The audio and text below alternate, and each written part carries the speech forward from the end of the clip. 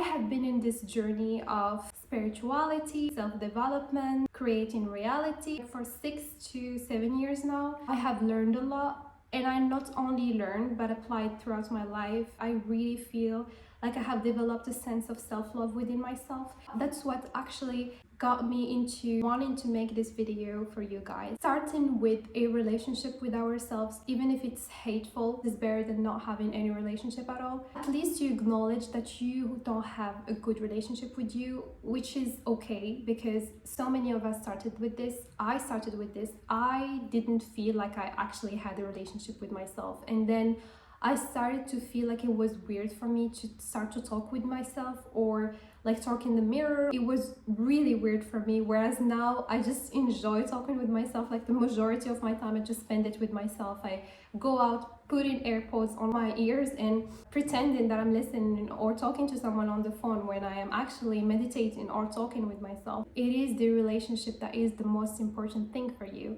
because think about it, like you're born with yourself, you die with yourself.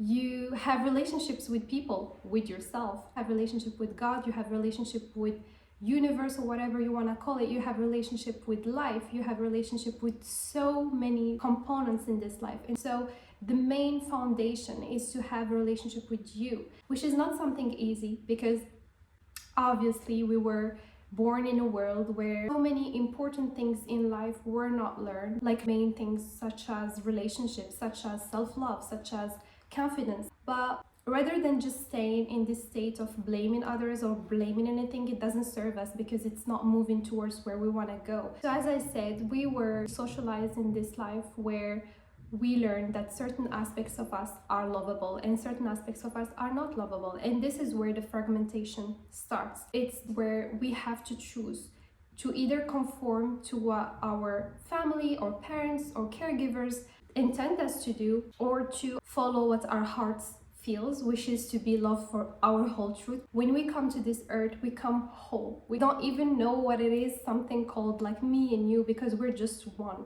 But when we come to this earth and we are just like babies, and we need that support and that love and that affection from others around us, we actually believe whatever they say to us. And so when we came confronted so many times with rejection from others, especially the caregivers, we start to internalize this and start to make enemies of ourselves, and we start to detach from ourselves. And this is incredibly hard to say, but this is what happens internally. We start fragmenting ourselves and separating parts of ourselves, and allow ourselves to have certain parts that are loved and others that are not. This is what creates this loneliness. This is what creates this separation, this urge of feeling unseen, unbelonging, this void inside of you, this emptiness. It is all coming from this place. The beauty of this is that you can have a remedy to this. Obviously, going back to those aspects of yourself who you have suppressed for so long, and you treated as bad, or you treated as unloved, and to actually own them and hug them and make them your own babies again, so that they could develop and you could together reach the life you want and live it together,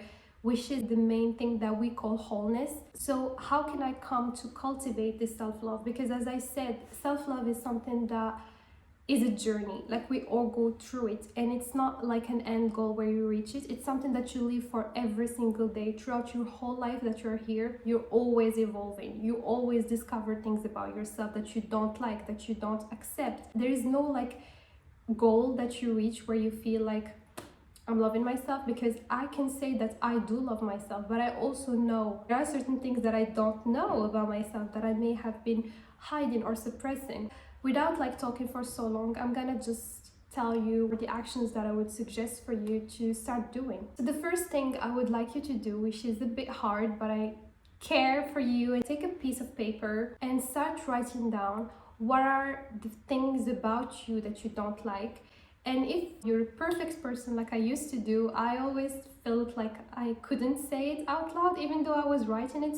If it's hard for you, then try to see what are the things that you hate about others. Maybe it's your family, or maybe it's your friends or enemies, whatever it is. Start writing down the things that you hate about them. Then start to see those things that you wrote down in a way that is neutral. how can it be beneficial? It's gonna be cringy, but for example, something that I used to hate in people was selfishness. Then I figured out that it is actually that I suppressed in myself the selfishness. This can be a video in it of itself where I would be talking about this subject, because I believe that selfishness is so important, because we are not born to be selfless, we are born to be selfish. There is nothing in this life that you do for others. Like even the thought of, for example, saying like, I want to make my friend happy or make my mother happy, but it is because it makes me happy to make her happy. I was shocked because for so long I have been suppressing this aspect of myself. We have this tendency to see selfishness as bad, because when you're selfish, it's like you don't care about others, but it's totally not the case. Because when you are selfish, you do care about yourself. You care in a beautiful way, because you do care about your boundaries, what you like, what you don't like, what you assume as good for you, would make you feel good. And at the same time, there is no harm in it. But the thing that happened is, we thought us that selfishness is bad because it makes you like self-centered, when actually being self-centered is the thing that allows you to be your best versions for yourself, and therefore you're the best version for other people also. I think that there are a lot of things that are twisted in life that we need to start questioning them, rather than just like accepting them however they are and just to go on our life, because it doesn't serve us and it doesn't serve other people that are around us. Yeah, so the example I said is that I took this word and then I found that it is actually an aspect of myself that I was suppressing, and I started to see what are the good qualities in it, even though I see it's bad, but there must be something good about it. And then I found out that the good thing about, for example, selfishness in this case, is that you're actually connected to who you are. You're firm on your boundaries, on what you like, on what you don't like. Caring for yourself, there is no harm in it. Like I'm saying to you right now, there is no harm in you caring about yourself. The second thing would be to start actually seeing also the qualities about yourself, which was also hard for me to do before, because when I started thinking about the positive that I have in me, I felt like everyone has those things, but that's not the point. Like, answer the question. I don't care if, like, for example, you found that your qualities, that you're a good listener, or that you are a good singer, or you are, I don't know, so kind, you cook well. That's a quality. Like, write it down. When you grew up in a background where you're not like reflected so much about the qualities that you have, you don't allow them to build up, and you don't allow yourself to see them. And so I want you to do the opposite right now. I want you to start seeing the good things about yourself. What are the qualities? And even though if you feel like, oh, I have nothing, for example, your friend told you sometime, maybe they told you like, oh, I love this about you, or I like that about you, whatever it is, as small as it is, write it down. This allows you to start building self-esteem, start seeing that you do have certain qualities about yourself that you just neglected with time. Third thing would be to start seeing the bad things that you wrote down in yourself. How am I selfish, for example, in my life? How am I arrogant in my life? Whatever it is, whenever we find something that is not good about us, we want to change it, we want to fix it. But the thing is, I learned the main purpose is not about fixing. When you do this, you're doing it because you don't like it. There is a big difference between doing your inner work and allowing these parts of you that are not loved by you and by others to feel safe within you. For example, like there are a lot of things and strategies that we judge as bad. We want to just diminish them and bury them and hide them and suppress them, so as to heal them and change them and be this loving, genuine, kind, and all of that. We're not doing the work right. What we want is to start being friends with these parts of us that we have neglected for so long. If you have a person with you, for example, and you felt so much hatred toward this person, you didn't like them, they wouldn't feel safe to open up and to tell you the truth. But when you come with this phase of neutrality, seeing this part as neither bad, neither good, it's just what it is, and to understand the story behind it. Because when you gain trust with this part of you, you gain the world. Literally, you can understand the story, you can understand everything, and this part actually starts feeling safe. And together, you could make the change. Change is scary. Change is the enemy of our mind. The mind loves comfort, and he loves us to keep us in the cocoon where we know our background and we know the world and we know everything, and it's risky to go there.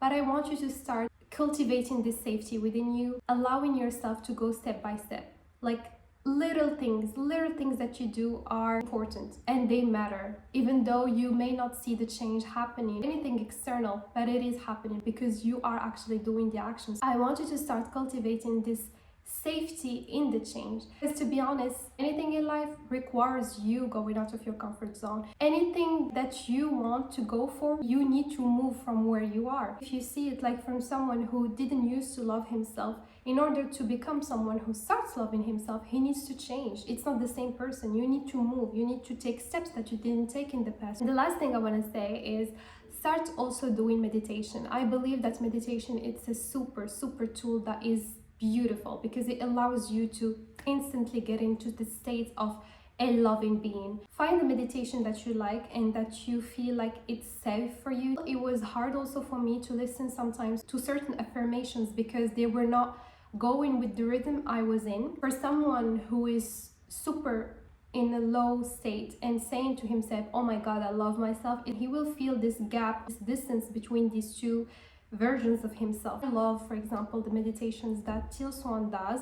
Also, Jessica Heslop, I don't know her name correctly. Find what works for you. Find what your heart feels aligned to. Try to cultivate this work by surrendering yourself to listening to these frequencies, affirmations, so that you could cultivate this feeling inside of yourself and you would feel like, this is the feeling I want to start actually feeling. Self-love could be cultivated in so many beautiful ways, and it's up to you to find the one that works for you. Maybe in this video you learned something, maybe in other videos you will learn other things, and just take it as a journey. Don't take it as something like you will reach in a day or in a month or whatever. Just allow yourself to explore yourself. There is nothing more beautiful than actually cultivating self-love. For certain people, self-love could be a journey shared, family, with child, with husband, with best friend or boyfriend, whatever it is. For some people, it may be a solitude journey. For some people, it may be both. For some people, it may be experiencing themselves in a passion that they love. Like, don't get this idea that self-love is this way or that way. No, find yours. Like, really, I want to emphasize this because it's really important. There are some artists that find love in their passion. The beauty of it is the journey, and the goal is the journey also. Close your eyes and think about it. You're so much more proud about the steps that you took when you were scared, going into the unknown, when you were not certain, when you were crying but you hold yourself, when you were not knowing where you are going, but you had this faith inside of you. You didn't know if you were going on the right path, but you did so. When you were going through a breakup, for example, and you felt like, is it the right thing to leave this relationship? And you did so, and then you find out later that it was the best thing ever. Whatever you decide, you're deciding to go towards what you want. And believe me that when you're going towards it, it meets you there.